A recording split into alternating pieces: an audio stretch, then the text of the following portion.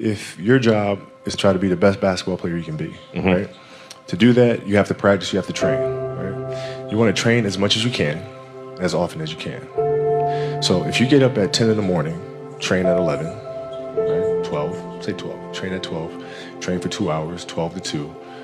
You have to let your body recover. So you eat, recover, whatever. You get back out, you train, start training again at 6. Train from 6 to 8, right? And now you go home, you shower, you eat dinner, you go to bed, you wake up, you do it again, right? Those are 2 sessions. Right? Now imagine you wake up at 3, you train at 4. You go 4 to 6, come home, breakfast, relax, blah, blah, blah. Now you're back at it again, 9 to 11, right? You relax, and now all of a sudden you're back at it again, 2 to 4, and now you're back at it again, 7 to 9. Look how much more training I have done by simply starting at 4, right? And so now you do that, and as the years go on, the separation that you have with your competitors and your peers just grows larger and larger and larger and larger and larger. And by year 5 or 6, doesn't matter what kind of work they do in the summer, they're never going to catch up because they're 5 years behind. Right? So it makes sense to get up and start your day early because you can get more work in.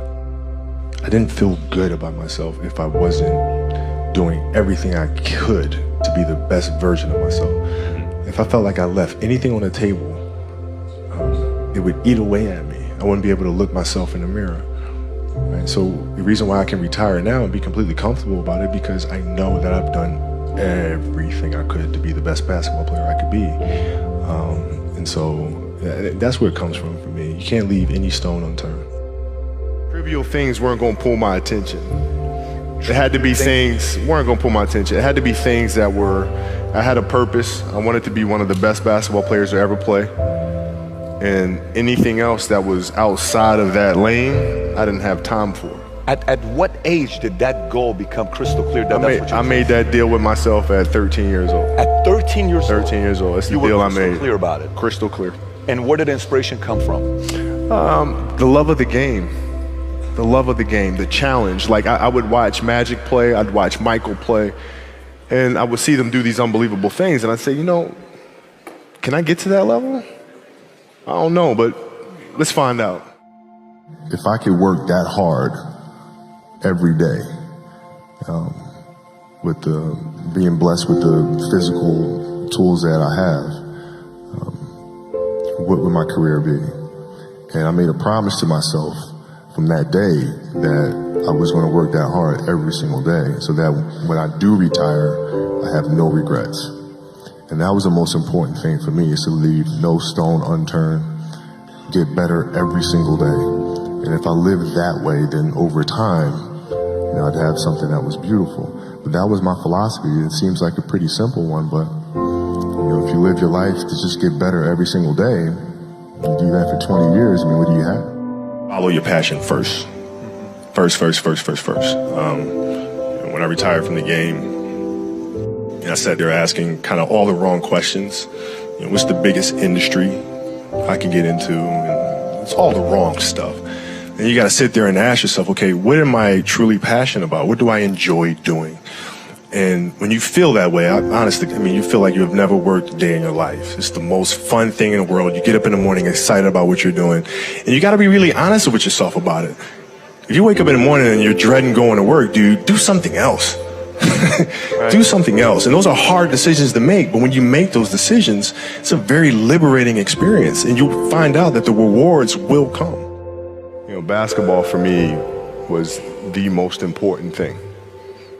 So everything I saw, whether it was TV shows, whether it was books I read, people I talked to, everything was done to try to learn how to become a better basketball player.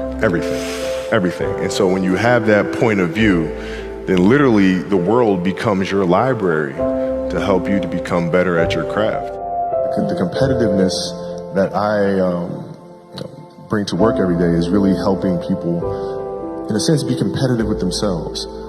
Right? If you're animating something, or you're writing a screenplay, or you're composing a piece of music, is that the best you can do? Right? Don't ask me. Don't say, okay, do you approve? Don't ask me. I'm not the musician. I'm not the composer. You know. Right? So the competitiveness is more from an individual perspective. Is this the best you can do? And if the answer is yes, then off we go.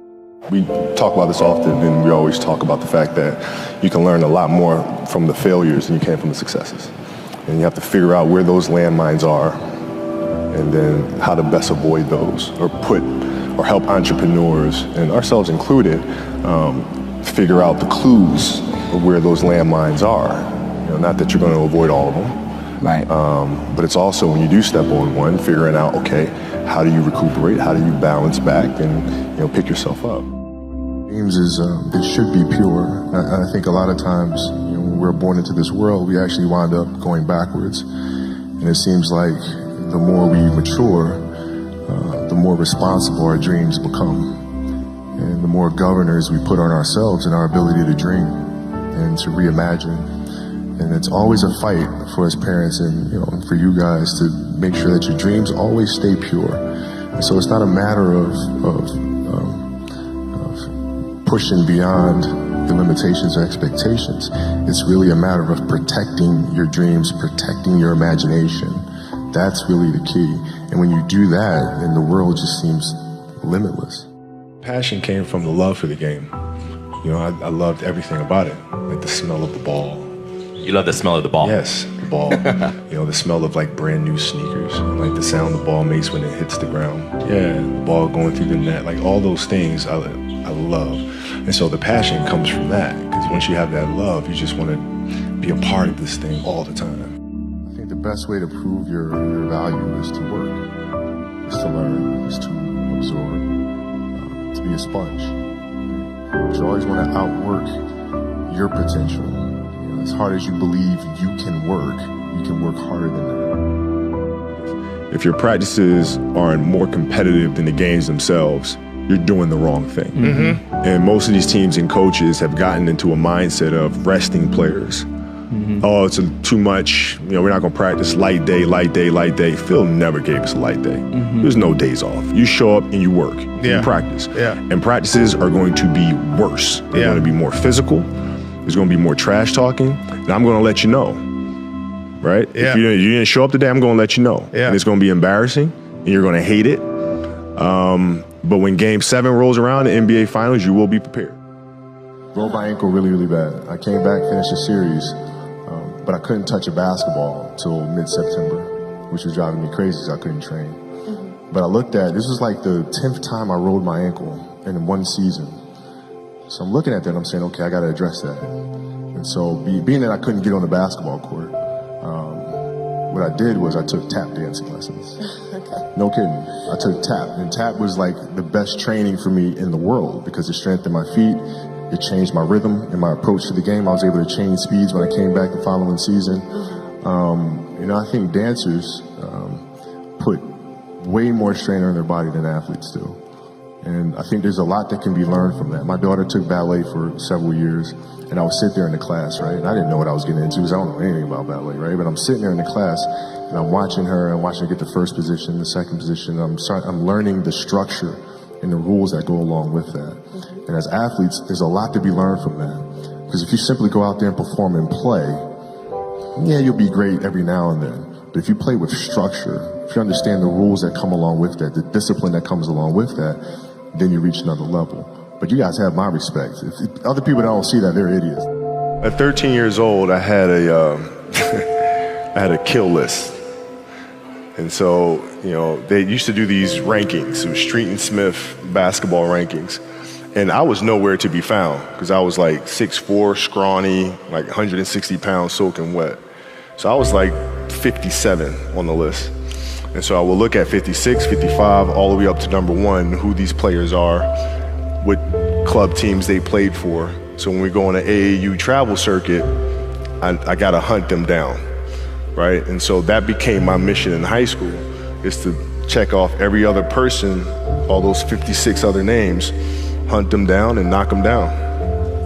The game is just a part of me. So it never leaves. Even now that I'm retired, everything I've learned from the game of basketball, I've carried it over into life. Mm-hmm. Basketball has helped me be a better person, a better friend, a better father. Well, because there's life lessons that are within the game, like communication, like unselfishness, like attention to detail, and empathy and compassion. Like all those things are in the game. And as an athlete, if we are aware of those things, it helps us become better human beings.